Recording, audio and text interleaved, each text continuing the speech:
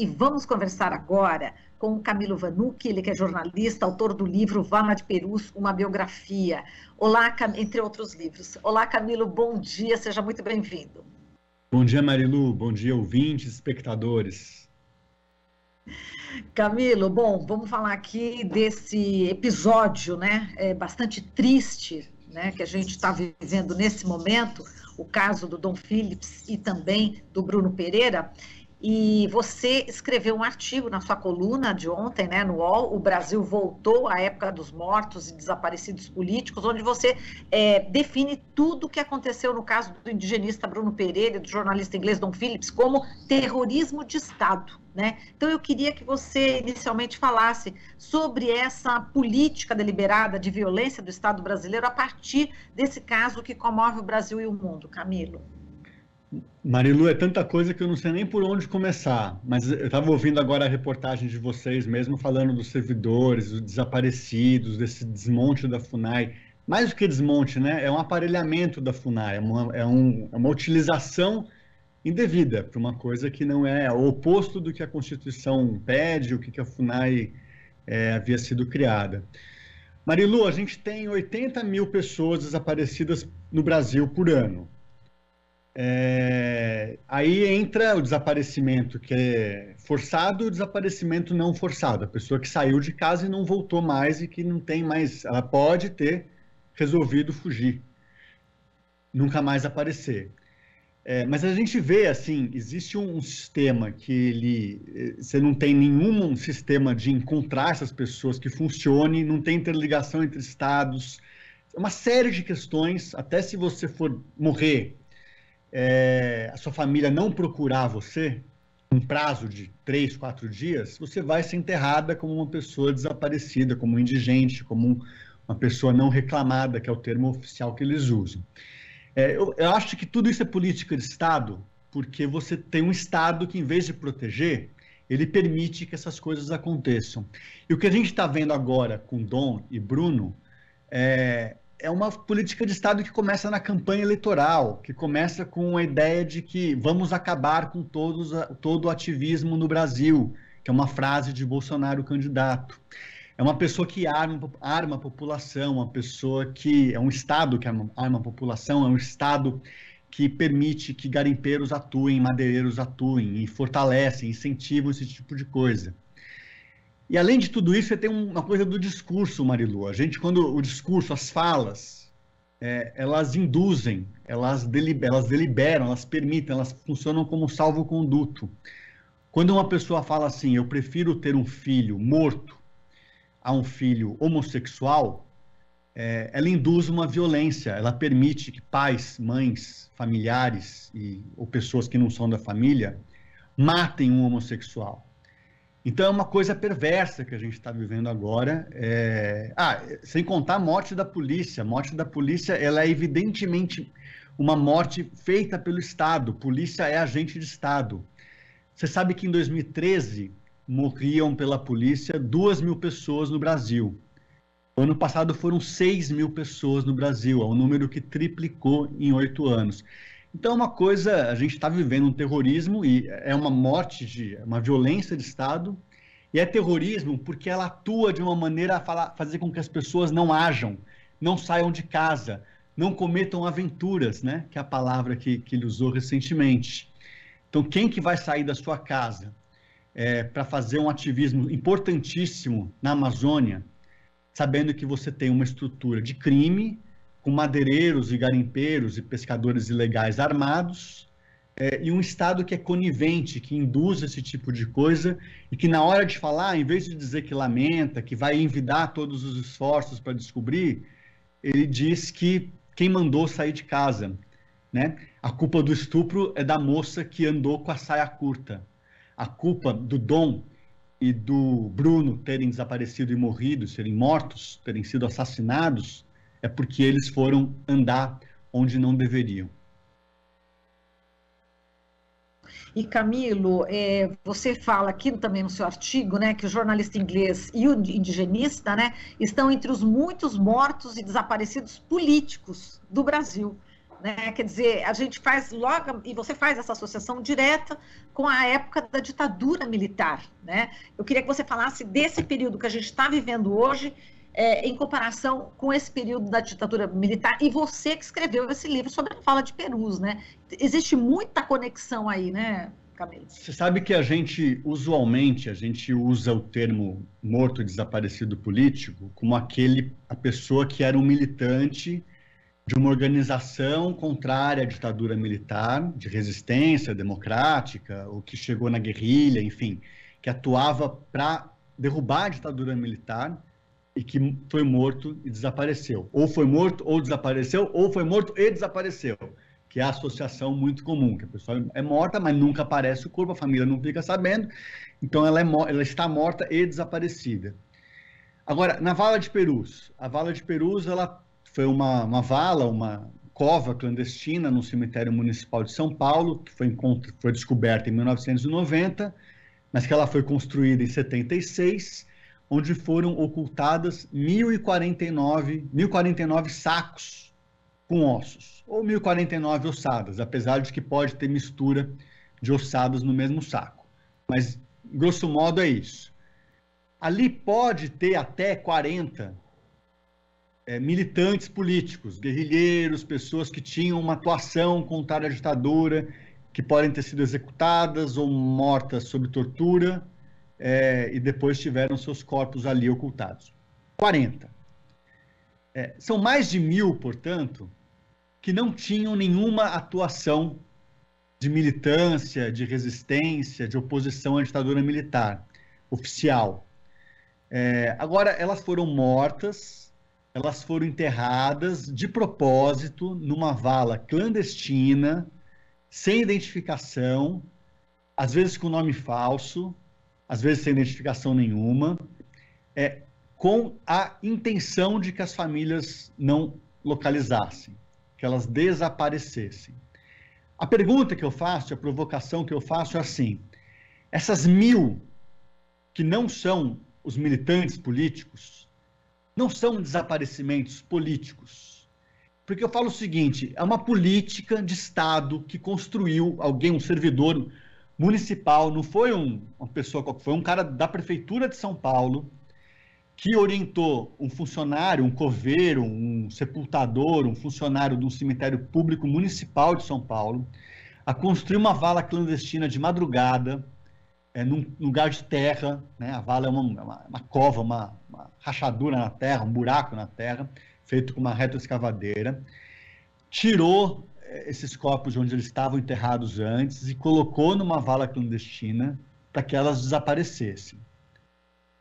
Ali estão mortos da rota da Polícia Militar, da tropa de elite da Polícia Militar, que foi fundada em 1970 e que até 75, quando foi a construção ali da cova, da vala, tinham feito vários estragos na periferia de São Paulo, com os mesmos pretos, pobres, periféricos que são mortos hoje, que são executados pela Polícia Militar, e como a gente viu recentemente em Sergipe, pela Polícia Rodoviária Federal também.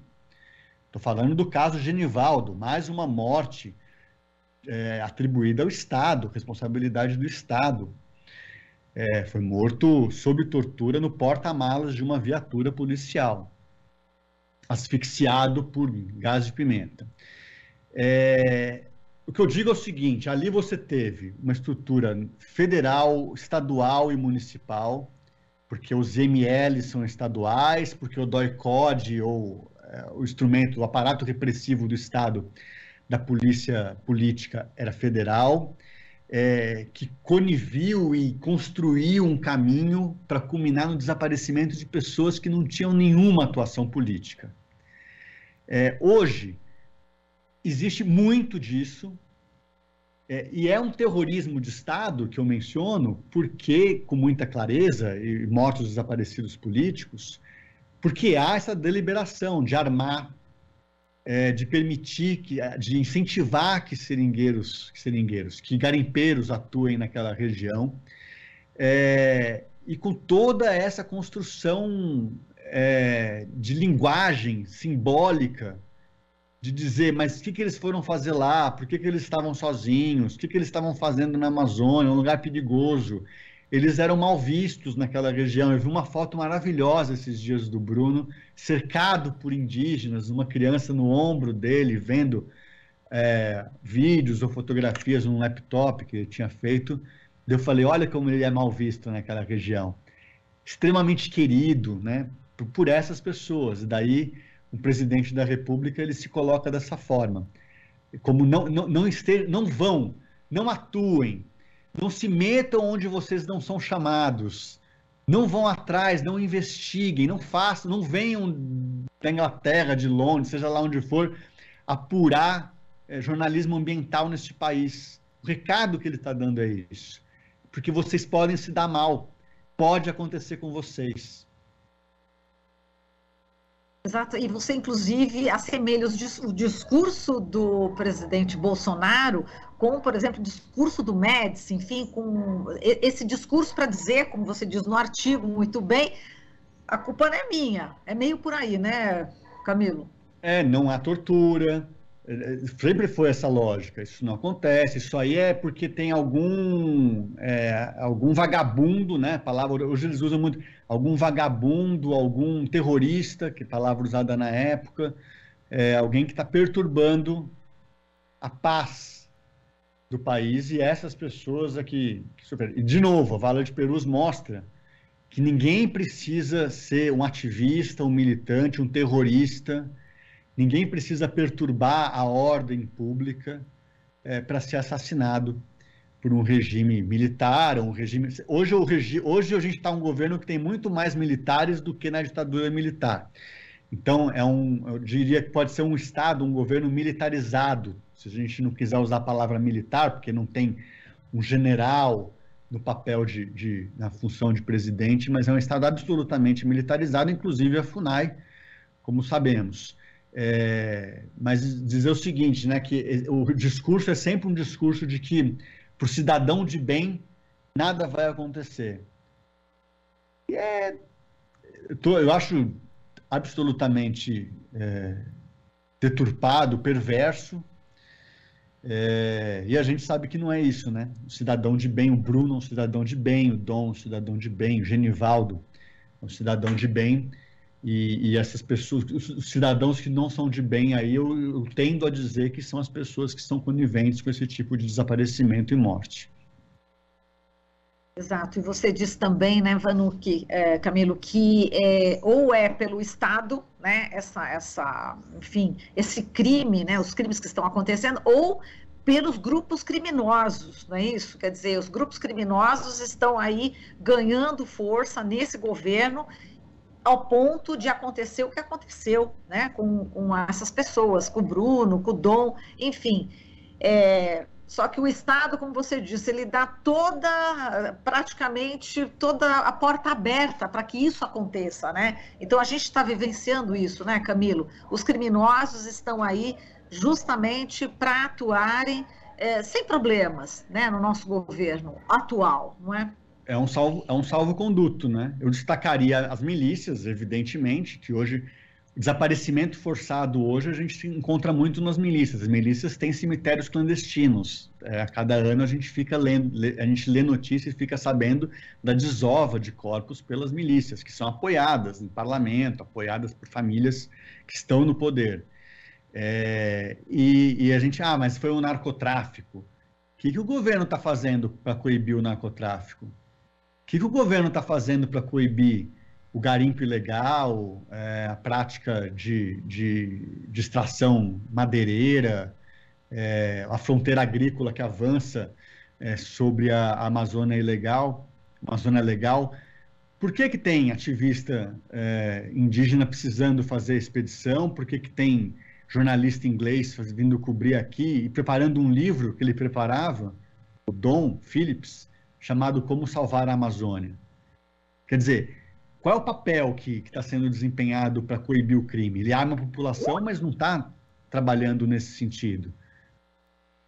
As investigações indicam, não tem sentença, não tem condenação, mas que as milícias estão enraizadas na família Bolsonaro, no, como é que chama? Vivendas da Barra, lá no condomínio onde ele mora, no Rio de Janeiro, desde o caso Marielle, que a gente está trabalhando com essa investigação. E quem mandou matar Marielle? Né? Quem mandou matar? Agora vão dizer que o tal do Pelado, que é o pescador ali que confessou o crime, que ele agiu por conta própria. Vai ser a próxima possível, não vou dizer nem provável, mas possível argumento que vai aparecer. Não foi conclusivo e que ele confessou que talvez seja o caso, inclusive, de a gente já ter para ontem investigações independentes acontecendo ali, porque a gente está ouvindo a Polícia Federal. Enfim, é esse o estado das coisas do que a gente está vivendo no país atualmente, na minha opinião. Exatamente. Eu ia te perguntar exatamente isso, da tua expectativa, você já colocou aqui, e agora, só para a gente encerrar, a gente não pode deixar de dizer, né, e você menciona no seu artigo também, Camilo, que não é mera coincidência que nesse mesmo mês de junho, estou lendo o seu artigo aqui, o governo Bolsonaro esteja empenhado em extinguir a comissão especial sobre mortos e desaparecidos políticos. Vamos falar sobre essa, entre aspas, coincidências. Você sabe que 3 semanas antes da Marielle ser assassinada, estava tendo aquela intervenção federal no Rio de Janeiro, e o responsável pela intervenção militar no Rio, federal, perdão, foi um ato falho, porque é uma intervenção militar, mas chamava-se intervenção federal, ele fez uma declaração dizendo que a polícia precisava agir sem o risco de uma nova comissão da verdade. E daí, de novo, é isso. O que ele quer dizer com sem o risco de uma nova comissão da verdade é que a polícia tem que ter salvo-conduto para agir, fazer o que for preciso, ou seja, matar quantos quiser matar, sem o risco de que daqui a alguns anos seja investigado, com algum risco de ser achincalhado publicamente ou de pagar, se ter alguma condenação pelos atos cometidos. A gente vive, evidentemente, um momento muito parecido com isso. A gente está falando de uma extinção da Comissão Especial sobre Mortos e Desaparecidos Políticos do governo federal, que está sendo pedida pelo governo. Esse órgão faz parte do Ministério da Mulher, dos Direitos Humanos, que era da Damares, agora eu esqueci o nome da atual ministra, e com o argumento de que gasta-se muito dinheiro com isso, de que ela cumpriu o papel da comissão. Ele foi criado em 1995 no governo Fernando Henrique, com essa ideia de que, olha, esses desaparecidos que atuavam politicamente, eles não estão desaparecidos, eles estão mortos.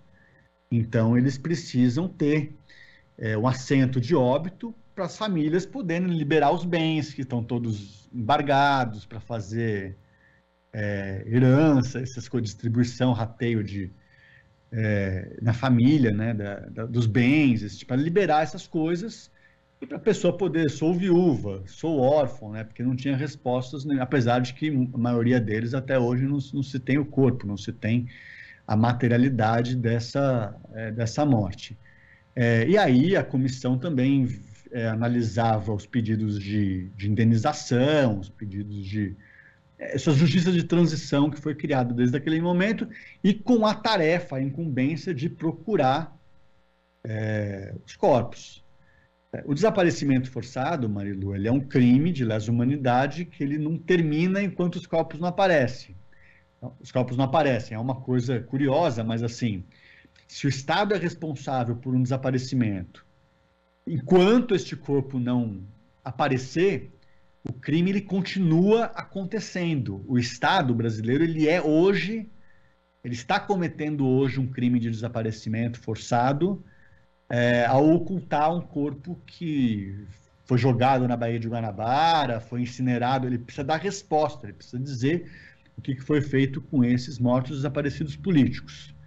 E o Estado do Brasil ele tem condenação internacional já para isso, para envidar todos os esforços e só encerrar os trabalhos de busca e análise de ossadas quando esses desaparecidos forem encontrados ou quando não houver mais nenhuma chance, todos os métodos, todas as formas tiverem sido analisados, o que significa hoje pegar os corpos que já foram, muitos deles já foram exumados na região do Araguaia, tem uma dezena de corpos que até hoje não foram analisadas, periciadas, elas estão numa sala, não sei onde, em Brasília, 9 corpos, se eu não me engano, 10, por aí, mais ou menos por aí, que precisam agora fazer o que os corpos da Vala de Perus, que aconteceu com esses corpos da Vala de Perus, que é colocar, analisar, ver que idade tem, se é masculino, feminino, quando que foi morto, etc e tal, e fazer o cotejamento com o DNA para ver se consegue identificar. Bom,